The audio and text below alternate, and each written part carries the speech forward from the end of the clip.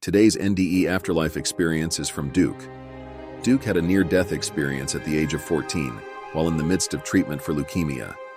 During his NDE experience, he encountered a deceased relative. His experience initiated him into asking further questions about life and death, the nature of suffering, how we can live in joy, and why we're here. Years later, Duke began having more out-of-body experiences, as well as unintended channelings that further helped him understand his near-death experience and revealed answers to those questions. Welcome to Near Death Tale. If this is your first time checking this channel out, I'm glad to have you here. My name is Joseph, and I will be narrating the near-death experiences of those who have died and have seen the other side. Today's experience comes from Duke. Here it is. So my near-death experience happened when I was 14 years old. I had been diagnosed with leukemia in August of 2001 and had gone through chemotherapy treatment and all the necessary protocols. I had finally been discharged from the hospital in October after a long stay due to complications. During my time in the hospital, my spine had collapsed, causing the vertebrae in my lumbar spine to compress. This resulted in a lot of back pain. On the morning of my near-death experience, I went to get a blood draw to check my blood counts. Following that, I went to a back brace technician clinic to get fitted for a back brace. The brace was meant to support my spine and prevent it from collapsing further or breaking out of position. I arrived at the clinic around 10 or 10:30 in the morning, accompanied by my dad and my 5-year-old brother at the time. When we got to the clinic, we met the technician, who was a really nice guy. It turned out that my dad and the technician hit it off right away because they were both musicians.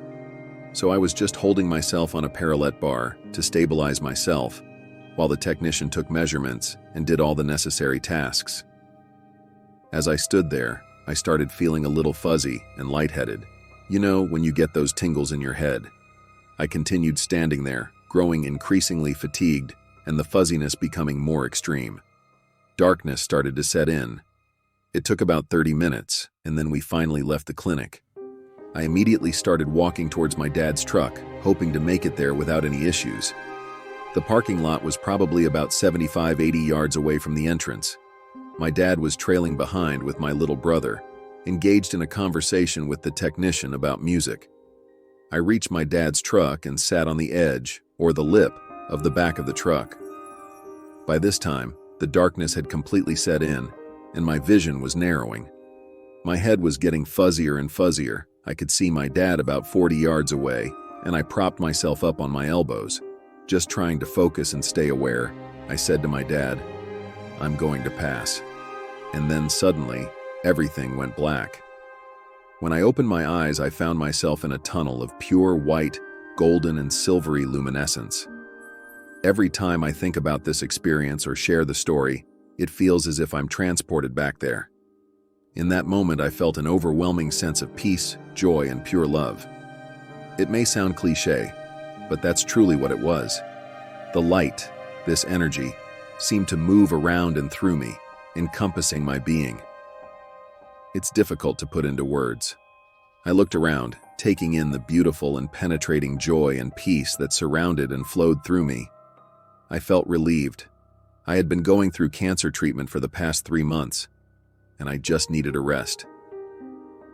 Finally, I looked in front of me and saw a black, shadowy figure in a trench coat. Immediately, I thought to myself, "That's Grandpa Joe, my dad's dad." I couldn't see his face, or perhaps my mind won't allow me to remember it. I instantly knew that the figure in front of me was Grandpa Joe. Unfortunately, I can't remember the details of our conversation because it wasn't spoken with words. It was more of an inaudible, telepathic exchange. However, I distinctly remember Grandpa Joe reassuring me that everything was going to be okay. He reminded me to keep going, to make it through the cancer treatment, and assured me that I would be okay. We spent what felt like 10 years together in that moment, existing and just being there. We had some other conversation that I hope to remember soon. I didn't really have a choice to stay. It seemed like the tunnel I was in was just a temporary experience. I was being reminded that everything was going to be okay and that I needed to keep moving. After engaging with my grandpa in this inaudible manner, we continued to stare at each other. Then, suddenly, I got sucked back, as if I moved through a black vortex. I was just sucked right out, and all of a sudden I could feel that I was back in my body. I heard my dad saying, Zach, wake up." And then I heard another voice asking if I was okay and if they needed to call an ambulance or 911. It felt as if my nervous system, my greater self, my soul, had re-inhabited my body, but my nervous system wasn't fully online yet. I felt numb, unable to move, but somehow managed to say, "It's okay, I just can't move, but I'm okay." Slowly, within the next 30 to 60 seconds, I started feeling the tingles coming back. My nervous system started to wake up and I regained sensation. Finally, I opened my eyes and saw my dad, terrified, and my little 5-year-old brother looking down at me. I feel so bad for them. Then, there was another gentleman who happened to be across the street, not even the technician. He saw me fall, and miraculously my dad, thank goodness for his athleticism, ran from about a 30-40 yard distance from the sidewalk to his truck and caught me before I hit my head. Thankfully, I didn't have any bumps or bruises. We got in the car, and I didn't really know what to make of the whole experience. I was 14 at the time, so in my head, I was thinking, what did I just experience?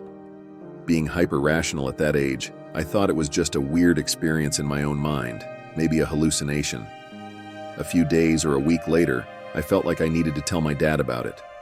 I said, "Dad, when I passed out, I was in this tunnel of white light, this beautiful white light, and I had a conversation with Grandpa Joe." My dad's first reaction was concern, asking if I was okay and if Grandpa Joe told me anything about dying. He was just trying to protect me, given that I was a kid going through leukemia. I reassured him that Grandpa Joe said everything was going to be okay, that I was going to be all right and make it through the treatment. Time passed, and the experience was in the back of my mind, not really tangible.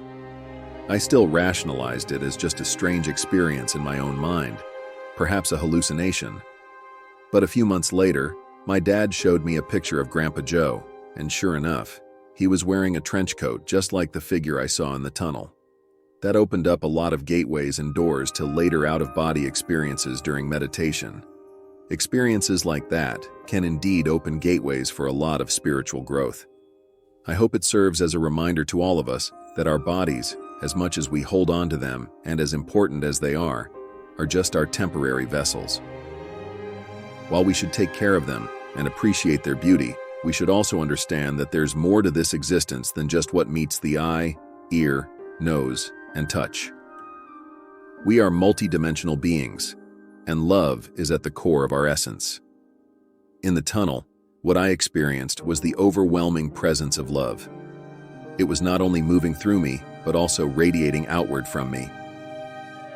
This realization has been a guiding force in my daily life. Love serves as a reminder that there is something greater than the physical realm we perceive, and it helps us elevate our awareness beyond the limitations of the physical body. I hope this serves as a reminder to all of us that we are multidimensional beings, capable of experiencing and embodying love. Love is our essence, and it can guide us through life's challenges and help us connect with the deeper aspects of our existence.